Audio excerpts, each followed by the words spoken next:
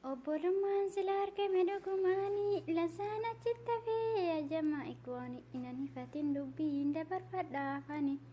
isin yaadachiisee taarika duraanii isina barreeffamee jiru kitaabaani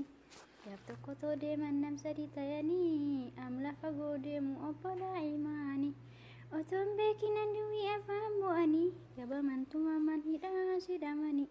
sadanuu ajjeesuu itti murteessanii jennaan tokko keessaa waan si kadhaani erga silaan oolle nufituun keessanii hunda duran ajjeesuun barbaada'ani kan jara namaani inaaf taasis boodumaa ittiin nu milkeessi yaa Allah yaa Rahmaan kan jara lamaani inaaf taasis boodumaa ittiin nu milkeessi yaa Allah yaa Rahmaan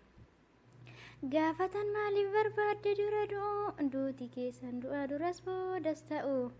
jennaan jedheen namtichi wanti dura du'u barbaadeef kan sarana booda haa ta'u umrii daqiiqalla jarinaaf haa taa'u kanaafan barbaade ofii dura du'u akkas walii ta'uu yoomuma argamaa ittiin nu milkeessi yaa Allah yaa Rahmaan